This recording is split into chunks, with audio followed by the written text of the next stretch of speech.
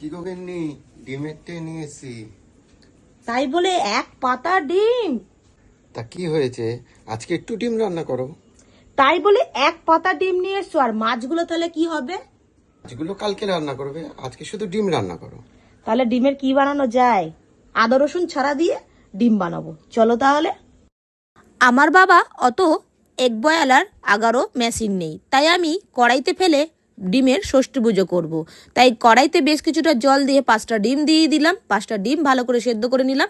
অপরদিকে একটা মিক্সিং জারে বেশ কিছুটা পেঁয়াজ, পোস্ত, মানে 20 টাকার দামে পোস্ত, বেশি দেওয়ার দরকার নেই, তার জন্য একটু টক দই আর চারমগজ আর কিছুটা কাঁচা লঙ্কা দিয়ে দিলাম, একটু জল দিয়ে একটা পেস্ট রেডি করে নিলাম। অপরদিকে ডিমটা ভালো মতো সেদ্ধ হয়ে গেছে, এখানে 15 মিনিট লেগেছিল। তো 15 মিনিট পর ডিমগুলো ভালো করে আমি ঠান্ডা জলে ভিজিয়ে রেখেছিলাম, ততক্ষণ মশলাটা রেডি করে নিয়েছিলাম। এদিকে ডিমের খোসাগুলো ছাড়িয়ে নিচ্ছি। আর হ্যাঁ, কে কোথা থেকে ভিডিওটা দেখছো অবশ্যই কিন্তু কমেন্ট করো। ভিডিওটি যদি ভালো লেগে থাকে অবশ্যই বন্ধুদের সাথে শেয়ার করার অনুরোধ রইল।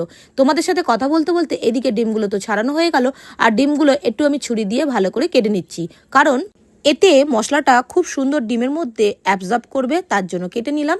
বেশ কিছুটা তেল কড়াইতে দিয়ে দিলাম, মানে সাদা তেল, গোটা গরম মশলা ফোড়ন দিয়ে দিলাম, আগে থাকতে যে মশলাটা রেডি করেছিলাম সেই মশলাটা দিয়ে দিলাম, স্বাদ মতো লবণ দিয়ে দিলাম, গোলমরিচের গুঁড়ো, অবশ্যই কিন্তু এখানে রান্নাটা হবে গোলমরিচ দিয়ে, মানে গোলমরিচের ফ্লেভারটা বেশি হবে, যেহেতু এখানে বানাচ্ছি ডিম মরিচ। জিরের গুঁড়ো দিয়ে দিলাম স্বাদ মতো একটুখানি, দিয়ে দিলাম চিনি, দিয়ে ভালো করে মশলাটাকে কষিয়ে নেওয়ার পর বেশ রিং করে কেটে রাখা পেঁয়াজ দিয়ে দিলাম। আর তার আগে কিন্তু ডিমটা দিয়ে নিয়েছিলাম, ডিমটা ভাজার কোনো রকম দরকার নেই। এইবারে গরম মশলার গুঁড়ো দিয়ে ভাত কিংবা রুটি কিংবা ফ্রাইড রাইসের সাথে দারুণ লাগে এই রেসিপিটা। অবশ্যই বাড়িতে বানালে আমাকে কমেন্ট সেকশনে জানাতে ভুলো না। ভালো থাকবেন, সুস্থ থাকবেন।